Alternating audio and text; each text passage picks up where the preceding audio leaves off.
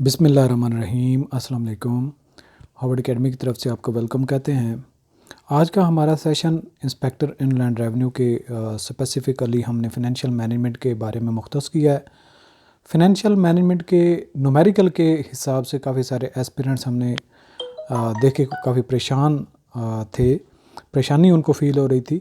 तो हमने ये डिसाइड किया है कि हम कोशिश करते हैं कि जो आपके एरियाज़ जहाँ से पॉसिबली न्यूमेरिकल आ सकता है, आए या ना आए ये अलग बात है, तैयारी पूरी होनी चाहिए। और जिनको कंसेप्ट का इशू है, मुश्किल चीज़ें अब्ज़ॉर्ब नहीं कर सकते, हम उनको आसान तरीके से और आसान से न्यूमेरिकल उनको समझाएंगे जो आपके पेपर के अकॉर्डिंगली तकरीबन पेपर में इस तरह से ही मिलता जुलता कोई आपका क्वेश्चन आएगा, इससे ज़्यादा मुश्किल नहीं आएगा। तो स्टार्ट करते हैं रिस्क एंड रिटर्न से। तो रिटर्न सबसे पहले कैसे कैलकुलेट किया जाता है, रिस्क पे तो हम बाद में आएंगे कि रिस्क को मेजर कैसे किया जाता है। जो हमारे लेक्चर्स की सीरीज़ थी उसमें न्यूमेरिकली भी हमने आपको सॉल्व करना समझाया, लेकिन सिर्फ़ और सिर्फ थ्रू न्यूमेरिकल कैसे आप इसको एक्सेस कर सकते हैं या कैलकुलेट कर सकते हैं रिटर्न को। बेसिकली रिटर्न का फार्मूला क्या है कि हम पहले डिविडेंड कैलकुलेट करते हैं। रिटर्न इटसेल्फ है क्या कि हम कितना प्रॉफिट अर्न करते हैं। कहीं पे भी आप प्रॉपर्टी में, स्टॉक्स में, शेयर्स में इन्वेस्ट करते हैं तो आपको उस पर कितना फ़ायदा होता है, इसको हम रिटर्न कहते हैं। तो रिटर्न दो तरह से हो सकता है। एक तो आपको डिविडेंड यानी कि जो आपको कंपनी प्रॉफिट अर्न करती है और बीइंग शेयर होल्डर आपको भी उसमें से कुछ हिस्सा प्रॉफिट में से देती है, उसको हम कहते हैं रिटर्न। और वो रिटर्न या फिर आपका इनकम जो है उसको हम क्या कहते हैं, इनकम कहते हैं।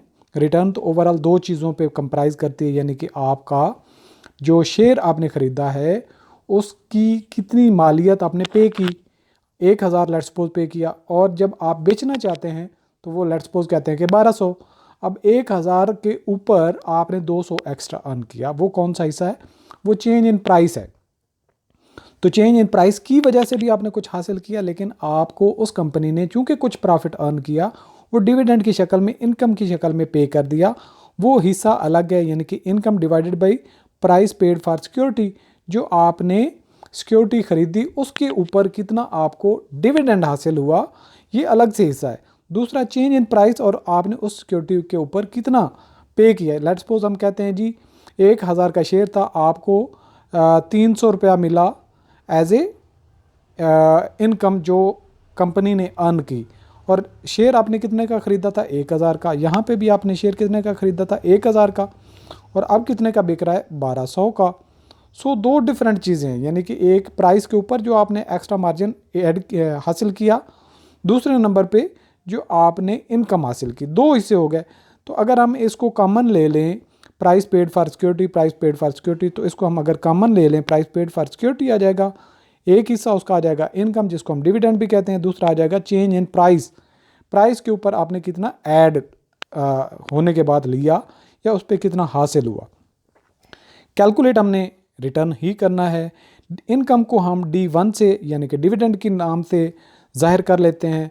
P0 हमारा है price paid for the security, यानी कि जब आप ज़ीरो पे खड़े थे, जब आपने इन्वेस्टमेंट की शुरू में, तो आप P0 पे खड़े थे।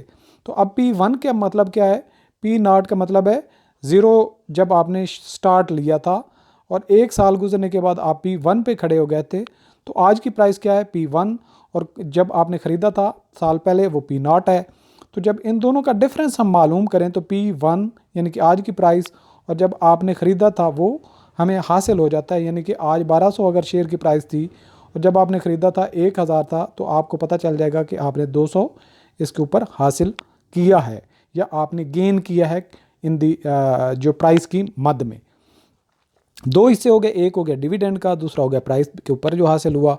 P1 minus P0 multiply by 100 divided by हम P0 जो कॉमन लिया था price paid by the security, ये रिटर्न का आपका फार्मूला हो जाएगा D1 plus P1 minus P0 divided by P0, सही है, मल्टीप्लाई बाय 100। तो जबकि अब इस फार्मूले में हमने क्या क्या कहा, R परसेंटेज में होगा रेट ऑफ रिटर्न जो आप हासिल करेंगे। D1 क्या हो जाएगा, dividend received at the end of the year denoted by 1, यानी कि एक साल गुजरने के बाद जो आपने डिविडेंड हासिल किया या इनकम हासिल की। पी नॉट क्या था? The value of investment made in year 0, यानी कि जब आप स्टार्ट कर रहे थे तो अब आपने जो इन्वेस्टमेंट की थी उसको पी नॉट से, और पी वन क्या है? 1 साल गुजर जाने के बाद the value of investment in year 1 to be considered as the year in which security will be realise sold, यानी कि 1 साल गुजरने के बाद अगर आपने सिक्योरिटी को सेल किया तो वो जो प्राइस आपको हासिल होगी वो हो जाएगी P1। सो ये हमारा आ जाएगा फार्मूला रिटर्न का, इसको आप बिल्कुल रट्टा लगा सकते हैं। अब चलते हैं एक इलिस्ट्रेशन करते हैं। इलिस्ट्रेशन नंबर 1 है, मिस्टर एक्स सब्सक्राइब, यानी कि उसने परचेज किए। सब्सक्राइब का मतलब क्या है? परचेज किए शेयर्स इन ABC कंपनी। है मिस्टर कौन सा? मिस्टर एक्स है। कंपनी कौन सी है? ABC है। सिंपलीफाई करते हैं इन चीज़ों को। Limited at the price of ₹100। कितना इसने परचेज किया? एक शेयर खरीदा, कितने का? ₹100 का, ₹100 का। कंपनी पेड डिविडेंड, ये कंपनी जो ABC है इसने क्या किया? डिविडेंड पे किया, जो हम D1 से शो कर रहे थे, कितने का? ₹20 का। आफ्टर 1 ईयर, D1 तो इटसेल्फ ही है कि एक पीरियड गुजरने के बाद ही आपको डिविडेंड मिलेगा, आपको इनकम मिलेगी। Compute return on investment. अच्छा, यहाँ पे एक हिस्सा हो जाता है कि आप इसकी इन्वेस्टमेंट जो आपने ₹100 की थी और ₹20 आपको मिले, अब आप बताएं कि आपको कितने % डिविडेंड हासिल हुआ या आपको रिटर्न कितना हासिल हुआ। दूसरा एक और सिचुएशन बता देता है, what would be your opinion if mister x, यानी कि मिस्टर एक्स यही वाला है, इसने क्या कहा? Paid a premium of ₹10 on subscription of these shares and shares are fully paid up. यहाँ पे कहता है कि बजाय इसके कि वो 100 पे करे मिस्टर एक्स, उसने ये शेयर खरीदने के लिए मिस्टर एक्स ने ₹10 प्रीमियम भी पे किया, यानी कि 100 + 10 = 110, 110, यानी कि प्रीमियम भी पे किया। उसकी फेस वैल्यू कितनी थी? 100, ऊपर कितने पे किए? ₹10, तो लिहाजा उसने मिस्टर एक्स ने ABC का शेयर खरीदने के लिए कितना पे किया? 110। प्रीमियम क्या होता है? कि प्राइस से ऊपर की वैल्यू। जब उसने प्रीमियम पे शेयर को खरीदा था और ₹20 उसको एज द इनकम मिले या डिविडेंड मिले, तो अब उसका रिटर्न कितना होगा? 2 सिचुएशंस हैं। पहली सिचुएशन में जब उसने 100 का शेयर खरीदा और ₹20 डिविडेंड मिला। दूसरा, जब उसने शेयर को प्रीमियम पे यानी कि 110 का खरीदा और 20 उसको डिविडेंड मिला, तो अब दोनों का रिटर्न बताएं क्या हुआ। तो हम दोनों को अलग अलग से कर लेते हैं। पहले हिस्से में हम कहते हैं कि जी शेयर उसने खरीदा 100 का और डिविडेंड उसको ₹20 का मिला, और पी नॉट जो उसने पे की थी कीमत ₹100 थी, तो मल्टीप्लाई बाय 100 करेंगे, डिवाइडेड बाय 100 कर, यानी कि 20 डिवाइडेड बाय 100 मल्टीप्लाई बाय 100, तो ये बन जाएगा 20%। रिटर्न उसको हासिल हुआ 20%। जब वो प्रीमियम पे शेयर को खरीद रहा है और ₹20 उसको डिविडेंड मिला, तो कितना उसका रिटर्न बनेगा? In the case of premium paid at the time of subscription, then P not will be equal to ₹110।